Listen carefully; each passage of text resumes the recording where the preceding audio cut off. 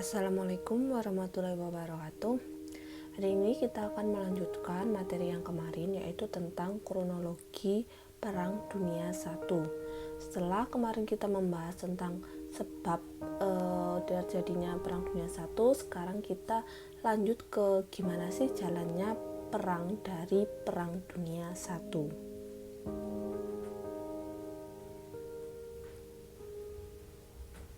Nah, jadi untuk Perang Dunia I ini itu wilayah perangnya dibedakan menjadi 3. Yang pertama adalah front barat, terus kemudian front timur, dan yang terakhir adalah pertempuran di laut. Nah, kemarin kan saya sudah jelaskan bahwa yang pertama kali memulai perang dunia itu adalah Austria dan Serbia kan. Nah, terus si pangeran dari Austria itu dibunuh oleh pasukan nasionalis dari Serbia di Sarajevo di Austria. Nah, jadi letaknya Sarajevo itu di sini, di daerah dekatnya Serbia. Nah, setelah dibunuhnya Franz Ferdinand putra mahkota Austria itu, kemudian langsung terjadi perang antara Austria yang dia itu dibantu oleh Jerman, sedangkan Serbia itu dibantu oleh Rusia. Jadi kenapa kok saling bantu-membantu? Karena ketika masa ini itu terbentuk semacam kelompok-kelompok atau blok. Ada yang namanya sekutu, ada yang ini. Nah, ini ada blok sekutu dan blok sentral. Nah, makanya ketika Austria diserang oleh Serbia, Jerman itu membantu karena dia merupakan temannya. Sedangkan Serbia itu di-backingi oleh Rusia. Nah, itu awal terjadinya Perang Dunia I.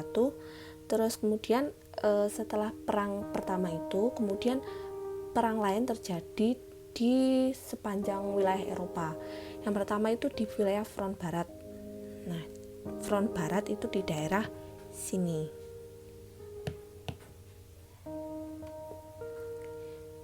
Nah, tepatnya itu daerah sini loh.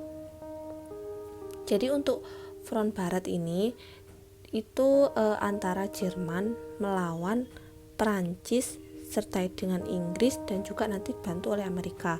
Pertama itu Jerman menyerang Rusia, Prancis, Luxembourg, dan Belgia. Nah, ini serangan front barat ini dinamakan dengan Operasi Schlieffen karena jenderal yang memimpin penyerangan ini adalah Jenderal von Schlieffen.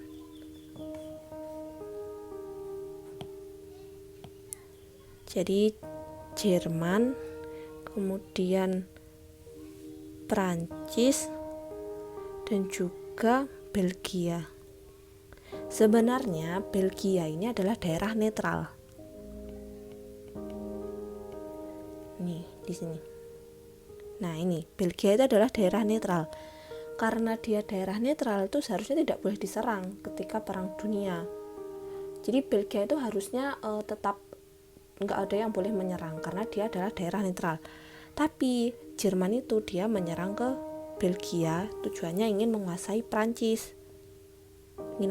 Jerman ingin menyerang Prancis sehingga dia harus lewat ke Belgia. Nah, Belgia kemudian diserang oleh Jerman. Nah, Belgia karena ini kan melanggar kesepakatan bahwa negara netral itu tidak boleh diserang, akhirnya Prancis terus sekutu-sekutu itu dia menyerang ke Jerman. Nah, terjadilah perang yang disebut dengan Front Barat atau Operasi Schlieffen tadi.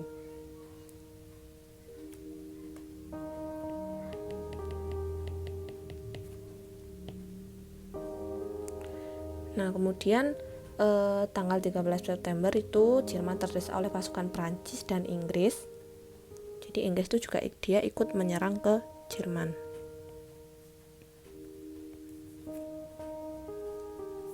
Karena antara Prancis dan Inggris dia itu kan sekutu. Makanya ketika Jerman menyerang Prancis, si Inggris itu dia itu membantu Prancis. Terus kemudian akhirnya sempat terjadi gencatan senjata di wilayah no man's land atau tanah yang tidak bertuan di antara kedua pasukan yang bermusuhan. Nah, kapan Amerika itu bergabung di Perang Dunia? Jadi Amerika bergabung itu ketika tahun 1915. Awalnya Amerika dia itu adalah negara netral. Jadi dia tidak memihak siapa-siapa dalam perang. Karena kan letaknya Amerika di sebelah sana kan. Nah, terus kemudian kenapa kok tiba-tiba Amerika itu dia ikut ke Perang Dunia I? Jadi ceritanya gini, Amerika itu punya kapal yang dia itu kapalnya membawa penumpang dari Amerika ke Inggris. Namanya adalah kapal Lusitania. Nah, ini mengangkut orang-orang Amerika yang ingin ke Inggris atau sebaliknya. Nah, ketika kapal Lusitania itu berlayar ke Inggris, kapal ini dihancurkan oleh kapalnya Jerman. Namanya kapal U-Boats. Yang gambarnya itu ini kapal selam U-Boats. Dia itu menghancurkan kapalnya Amerika yaitu Lusitania. Ini gambarnya Lusitania.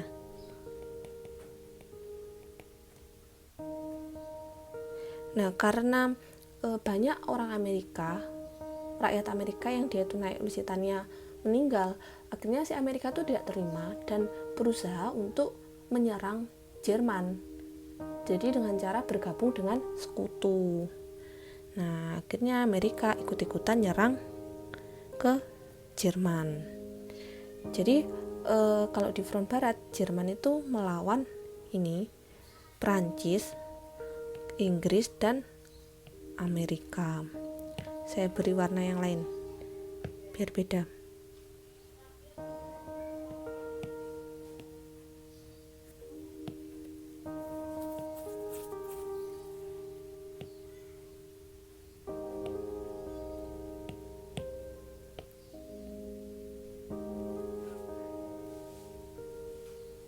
Jadi Jerman blok dari sentralnya, sedangkan sekutu itu ada Inggris, Prancis, dan Amerika. Itu untuk di blok barat.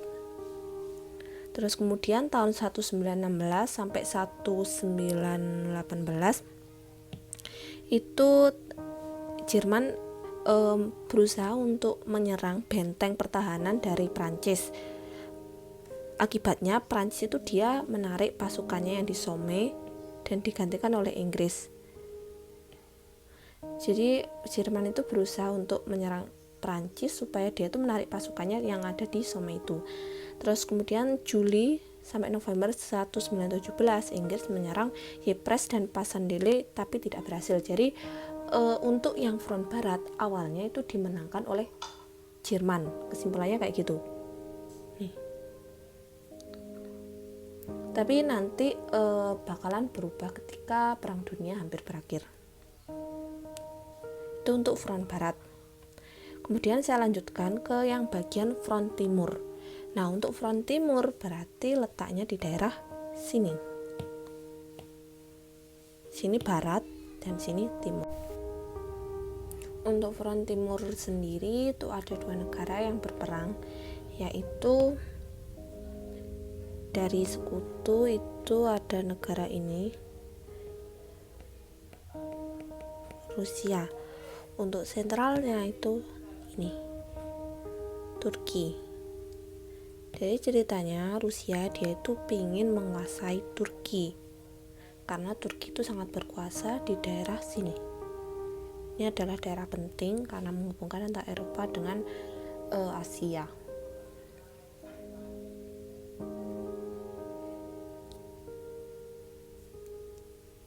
Nah, kebanyakan pertempuran antara Rusia dan Turki itu terjadi di laut karena kan di sini ada laut ini Black Sea atau Laut Hitam dan juga di Laut Baltik sini. Nah, jadi untuk Rusia dia tuh sekutu dibantu oleh teman-temannya kayak Inggris, terus Prancis kayak gitu. Nah, kemudian tanggal 25 April itu sekutu bersama dengan Australia dia itu mendirikan pangkalan militer di Semenanjung Helles dan GBTP untuk mengawasi selat antara antara Rusia dengan Turki. Nah, kemudian Turki dibantu oleh Jerman, sedangkan Rusia tadi dibantu oleh Sekutu. Untuk Turki itu jenderalnya bernama Mustafa Kemal Atatürk, sedangkan dari Jerman itu adalah Otto Liman von Sanders. Nah, dari pertempuran di front timur itu dimenangkan oleh Turki. Karena hal ini disebabkan karena kegagalan Sekutu dalam beradaptasi dengan medan pertempuran dan kesalahan strategi. Jadi kan tadi saya katakan kalau perangnya itu terjadi di daerah Turki, di daerah sini. Nah, makanya Turki itu lebih menguasai wilayahnya daripada Sekutu. Nah, akhirnya itu tuh dimenangkan oleh Turki. Dan yang terakhir adalah pertempuran laut. Nah, untuk pertempuran laut ini ada dua pertempurannya. Yang pertama di Kepulauan Falkland dan juga di Jutland. Tapi yang lebih dibahas itu adalah pertempuran di Jutland tahun 1916. Nah, ini terjadi antara Jerman melawan Inggris. Karena ini di laut, berarti yang bertempur adalah angkatan lautnya. Nah, untuk angkatan laut Jerman itu dipimpin oleh Franz von Hipper, sedangkan untuk angkatan laut Inggris itu dipimpin oleh Laksamana Reinhard Scheer. Nah, untuk hasilnya sendiri itu adalah Jerman berhasil mengalahkan Inggris. Jadi Jerman itu dia tuh menerapkan yang namanya strategi kapal ringan.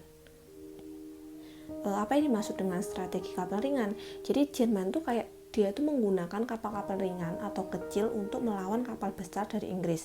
Nah, kapal besar Inggris itu dikepung dan kemudian akhirnya berhasil dikalahkan oleh kapalnya Jerman. Nah, karena si Inggris itu kalah, Amerika Serikat dia itu bergabung dengan Inggris. Setelah tadi gara-gara Lusitania itu juga yang menyebabkan Amerika bergabung, ini juga yang Inggris kali ini juga membuat Amerika Serikat untuk bergabung dengan Sekutu. Terus kemudian Jerman itu menerapkan strategi yang berbeda, yaitu strategi kapal selam tanpa batas. Jadi si Jerman itu menggunakan kapal selam untuk menyerang kapal-kapal besar dari Amerika. Karena Amerika itu beda dengan Inggris, makanya Amerika strateginya juga beda. Si Amerika dia punya yang namanya kapal perusak. Jadi kapal perusak ini bisa menembak kapal selam dengan akurat sehingga banyak kapal selam Jerman yang tertembak oleh Amerika.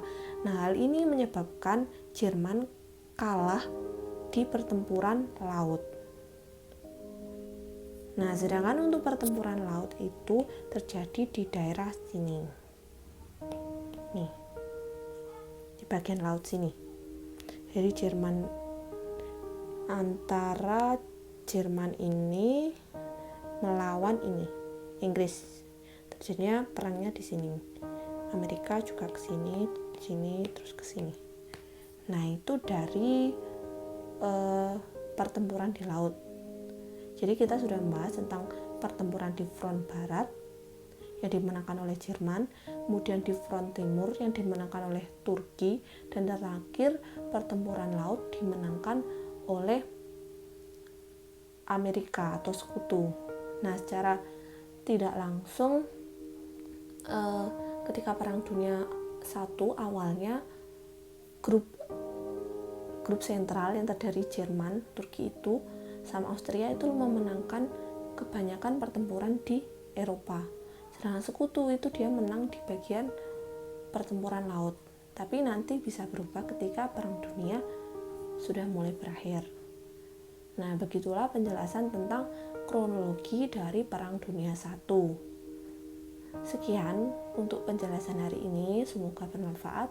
Wassalamualaikum warahmatullahi wabarakatuh.